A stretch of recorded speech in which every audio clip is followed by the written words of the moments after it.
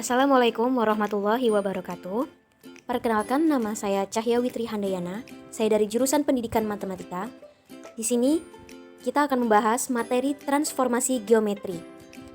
Nah, transformasi geometri itu kan ada 4. Nah, di sini yang kita bahas adalah bagian subbab translasi. Sebelumnya, ada yang tahu apa itu transformasi geometri?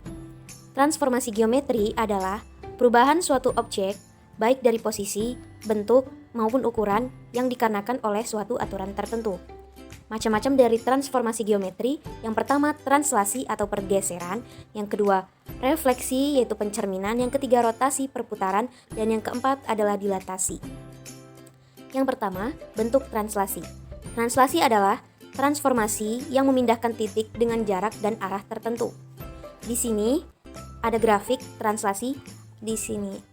Nah, translasi dinyatakan oleh T, A, B, di mana A merupakan jarak dan arah perpindahan secara horizontal pada sumbu X, dan B adalah jarak dan arah perpindahan secara vertikal pada sumbu Y. Lalu yang kedua, rumus translasi. Rumus translasi, misalkan terdapat titik A yang ditranslasikan oleh T, maka akan menghasilkan titik A aksen. Nih, berikut rumusnya. X aksen, Y aksen sama dengan X, Y, matriks X, Y ditambah titik translasi yaitu A dan B. Maka dihasilkan penjumlahan antara X dan A, Y, dan B. Di sini merupakan grafik dari misalkan terdapat sebuah titik A. Ketika ditranslasikan oleh T1, maka akan menghasilkan A aksen. Dan ketika dilanjutkan kembali ditranslasikan oleh T2, maka menghasilkan A aksen 2. Baiklah, yang ketiga, komposisi translasi.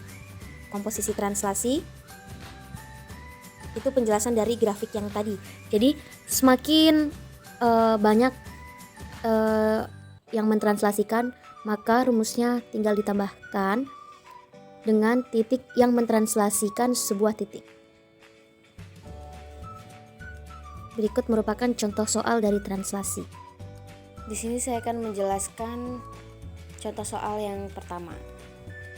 Di sini ada grafiknya titik A min 5,1, titik B min 1,1, titik C min 1,3 dan titik D min 5,3. Di sini kita jumlahkan masing-masing titik A, B, C dan D. Kita jumlahkan dengan titik translasi A, B, di mana yang mentranslasikannya adalah 6, 1. Maka di situ terdapat matriks titik A, B, C, D ditambahkan oleh titik translasi dan menghasilkan A aksen menjadi 1, 2, B aksen 5, 2, C aksen 5,4 dan D aksen 1,4.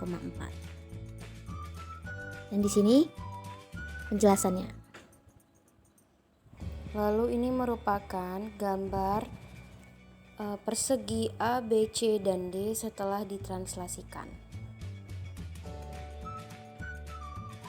Pada tabel berikut, di sini menjelaskan bahwa ketika kita sudah mencari sebuah bangun persegi panjang A, B, C, D ketika ditranslasikan dan menghasilkan A aksen, B aksen, C aksen, D aksen, maka untuk membuktikannya, nah di sini kita lihat dari ukurannya, ukuran persegi panjang sebelum ditranslasikan dan sesudah ditranslasikan itu tidak ada yang berubah. Jadi translasi itu hanya terjadi sebuah pergeseran, bukan tanpa merubah bentuk dan ukuran dari suatu bangun. Ini contoh yang kedua. Berikut penjelasannya, dan ini merupakan contoh ketiga, translasi dari lingkaran, dan penjelasannya nanti bisa baca saja di PDF-nya sampai contoh kelima. Baiklah, itulah materi yang telah saya sampaikan. Selanjutnya akan ada pertanyaan dari beberapa anak dan telah dibahas dalam forum diskusi pada materi translasi. Di situ terdapat beberapa pertanyaan dari anak-anak dan sudah dijawab dan dijelaskan baik saling bertanya jawab antara siswa dengan siswa maupun guru dengan siswa. Video pembelajaran daring pada kesempatan kali ini diskusi dilakukan melalui forum komentar di Google Classroom. Terima kasih, itu saja yang dapat saya sampaikan.